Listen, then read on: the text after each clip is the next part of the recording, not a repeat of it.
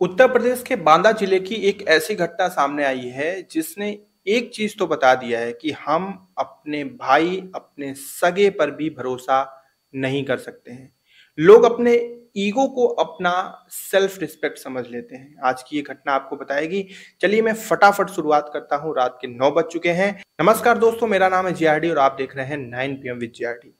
अब देखिए, उत्तर प्रदेश का एक बांदा जिला है, काफ़ी नामी जिला है और काफ़ी लोग इसके बारे में जानते हैं। वहाँ पर एक चिल्ला नाम का एक मार्केट लगता है, काफ़ी बड़ी मार्केट है। यमुना जी के तट के किनारे ही चिल्ला स्थित है। वहाँ पर एक जो है करण नाम का लड़का होता है, जो कि अपने परिवार का एक इकलौता लड़का होता है। मतलब परिवार की रीढ़ की हड्डी। और घर का खर्चा-वर्चा एक्चुअली वही चलाता है, क्योंकि उसकी एक पान की दुकान थी और वहीं पे वो पान मसाला या फिर पान वगैरह ये सारी चीज़ें बेचता था और उससे उसका इतना रोज़गार चल जाता था कि उसे कहीं से कोई दिक्कत नहीं होती थी। अब करण के जीवन में एक लड़की भी थी जिसे वो बेहद प्रेम करता था और वो लड़की उसके घर से 3 किलोमीटर दूर एक लड़की जिसका नाम था गुलनाज़। गुलनाज़ यानी कि एक मुस्लिम परिवार की लड़की और करण एक हिंदू परिवार का लड़का। अब ये मत सोचिएगा कि इस घटना में मैं हिंदू या मुस्लिम का एक कोना देने की कोशिश कर रहा हूँ, ऐसा नहीं है। लेकिन कहानी में आगे आपको खुद समझ में आएगा कि लड़के का जो बहन होती है वो बाद में एक ऐसा स्टेटमेंट देती है जो मुस्लिम और हिंदू के बीच का होता है। होता कुछ यूँ है कि इनके बीच में यानी कि करण और गुलनाज़ के बीच में प्रेम प्रसंग चलता है।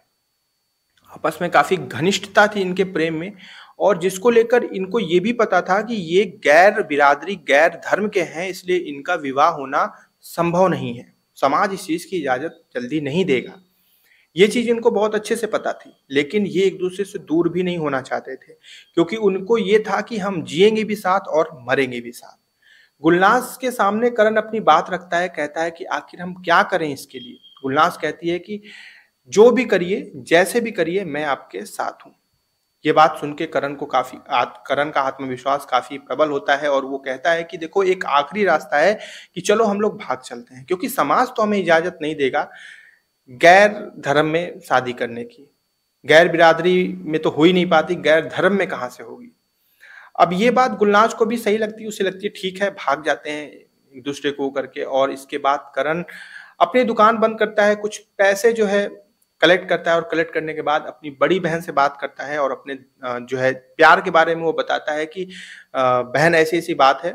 तो उसकी बड़ी बहन जो कि शादीशुदा होती है, शादी ऑलरेडी हो चुकी होती है, वो अपने भाई का सहयोग करती है। वो कहती है ठीक है, मैं तुम लोगों की शादी करवा दूँगी, मतलब कोर्ट मैरिज वगैरह हो आराम से हो जाएगी और मैं जो है इसमें गवाह बन जाऊँगी और मैं तुम लोगों का साथ दूँगी।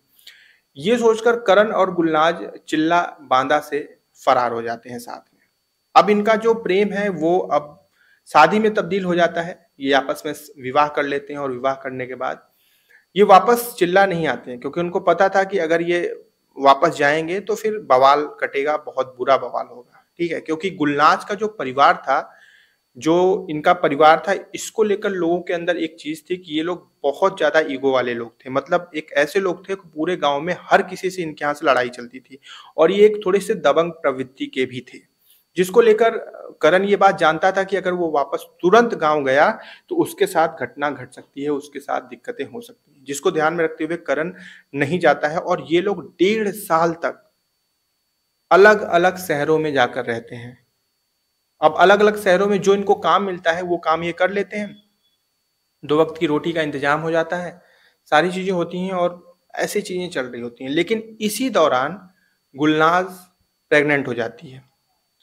वो गर्भवती हो जाती है, लेकिन वो अपने उस बच्चे को आने से पहले ही गर्भपात करवा देती है। यानी कि अभी वो बच्चा 2 ढाई महीने का ही रहता है, तभी वो गर्भपात करवा देती है। अब इसके पीछे की वजह क्या है, ये हमें नहीं पता और ये चीज़ स्पष्ट भी नहीं हो पाई है, लेकिन गुलनाज़ उस बच्चे को स्वीकार नहीं करती है। खैर, इस चीज़ का मैं विरोध करता हूँ, पूरी तरह से विरोध करता हूँ, ये चीज़ सही नहीं है।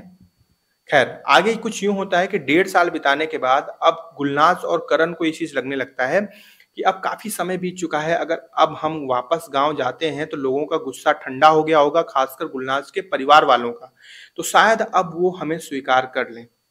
ये बात तो वो करण अपनी बड़ी बहन से बताता है जिसने विवाह करवाया था। तो वो सलाह देती है कि देखो, जाना है तो जाओ, लेकिन घर पे मत रहना। अगर रहना भी तो अंदर रहना, बाहर मत निकलना कुछ दिन तक, किसी को पता ना चले। धीरे-धीरे माहौल देखना, माहौल देखने के बाद ही सारी चीज़ें करना। करण कहता है ठीक है, और इसके बाद ये लोग पहुँच जाते हैं अपने घर। कुछ दिन तक ये घर पे रहते हैं, लेकिन ये बात धीरे-धीरे फैलने लगती है कि करण और गुलनाज़ वापस आ चुके हैं।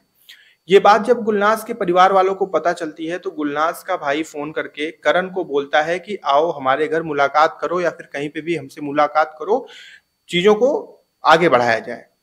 करण साफ मना कर देता है, क्योंकि करण को अभी भी डर था कि उसके साथ कुछ गलत हो सकता है। तो जो करण का भाई जो गुलनाज़ का भाई होता है, वो दोबारा से फ़ोन करता है। वो समझ जाता है कि करण आने वाला नहीं है। वो दोबारा से फ़ोन करके कहता है कि चलो ठीक है, मैं मानता हूँ तुम्हें डर होगा कि तुम गाँव में आओगे तो मान लो हमारा परिवार वो करेगा, लेकिन हमारे आस-पास पड़ोस के लोग भी तुम्हारा विरोध कर सकते हैं। एक काम करो, तुम मुंबई आ जाओ। अगर तुम मुंबई आ जाते हो तो मम्मी-पापा को भी हम यहीं बुला लेंगे और आपसी सहमति से तुम दोनों का विवाह करवा देंगे। इसके बाद या तो तुम मुस्लिम बन जाना, या तो गुलनाज़ हिंदू बन जाएगी। कोई समस्या नहीं है, तुम एक बार आ जाओ, ताकि समाज में जो इतनी दिक्कतें हो रही हैं वो खत्म हो, और तुम एक अच्छा जो है एक जो है सहमति से बना हुआ शादीशुदा जीवन जी पाओ। ये बात जब करण सुनता है तो उससे थोड़ा-सा उसका आत्मविश्वास उसका साथ देने लगता है, और वो गुलनाज़ से ये सारी बातें बताता है। गुलनाज़ तुरंत तैयार हो जाती है कि हाँ, चलो चलते हैं, भाई अब सब सँभाल लेगा। अब ये सोचकर जो है करण 50,000 रुपए जो है लेता है और गुलनाज़ को लेकर मुंबई के लिए रवाना हो जाता है। लेकिन अफ़सोस कि वो जो है करण अब वापस कभी चिल्ला नहीं आ पाएगा, क्योंकि जब ये वहाँ पहुँचते हैं उसके 2 दिन बाद मुंबई पुलिस की तरफ से सूचना मिलती है कि रेलवे ट्रैक के पास एक लाश मिली है, और उसकी जब पहचान की गई तो वो करण की लाश थी। उसका गला काट दिया गया था। अब यहाँ पर चिल्ला में कोहराम मच गया, लेकिन गुलनाज़ का कहीं कोई पता नहीं चला। सबने सारी शिकायत की, और इसके तुरंत बाद जो गुलनाज़ का भाई है, उसके परिवार वाले लोग, सबको गिरफ्तार किया गया। उन्होंने इस चीज़ को स्वीकार भी किया, सारी चीज़ें सब कुछ सामने सबकी आ गईं, लेकिन गुलनाज़ का कोई पता नहीं चला कि गुलनाज़ गई कहाँ, और परिवार के लोग भी इस चीज़ को लेकर मान ही नहीं रहे हैं। गुलनाज़ के परिवार वाले भी कह रहे हैं कि हमें खुद नहीं पता कि गुलनाज़ कहाँ है, क्योंकि यहाँ पर सिर्फ करण आया था, गुलनाज़ साथ में नहीं आई थी। गुलनाज़ कहाँ है, ये एक रहस्य बन के रह गया है, और पुलिस छानबीन कर रही है। महीनों लगेंगे, सालों लगेंगे, लेकिन आज नहीं तो कल सच्चाई सामने आ ही जाएगी। तब पता चलेगा गुलनाज़ कहाँ है, और अपडेट होगा तो मैं आपको बता दूँगा। यही आज की घटना थी जो हमें बताती है कि किसी पे यकीन करना इतना आसान नहीं होता है, और लोग तुरंत यकीन कर लेते हैं, लेकिन करना नहीं चाहिए। सतर्क रहना चाहिए, सावधान रहना चाहिए। क्या यहाँ पे गुलनाज़ ज़बरदस्ती करके लेकर गई करण को मुंबई? क्योंकि लोगों का ये कहना है कि गुलनाज़ ज़बरदस्ती करके करण को लेकर गई, करण को मरवाने का काम गुलनाज़ ने ही किया। और जब इस पे प्रश्न उठता है कि जो उन दोनों ने प्रेम विवाह किया था, तो वो करण को क्यों मरवाएगी? तो लोग इस बात को कहते हैं कि अगर ऐसी बात थी तो गुलनाज़ जब गर्भवती हुई थी तो उसे बच्चे को गिराने की क्या आवश्यकता थी? अगर एक बच्चा हो गया होता, तो लोगों की प्रवृत्ति वैसे भी थोड़ी-सी बदल जाती है, बच्चा होने के बाद। ऐसा लोगों का वहाँ पे अलग-अलग तरीके का कहनाम था, लेकिन दुखद बात ये है कि करण अब इस दुनिया में नहीं है, और ऊपर वाला करे कि गुलनाज़ कम से कम सुरक्षित हो।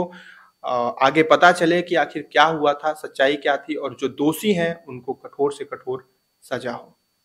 बस यही चीज़ कहना चाहते हैं, और आप क्या कहना चाहते हैं इस घटना के बारे में, ये आप ज़रूर बताइएगा। अब कल, परसों, नरसों जब भी इस तरह की कोई घटना मिलेगी, जो समाज में एक आईना का काम करेगी, मैं आपके सामने लेकर हाज़िर होऊँगा। ध्यान रखिएगा अपना, जहाँ पे भी रहिए। जय हिंद।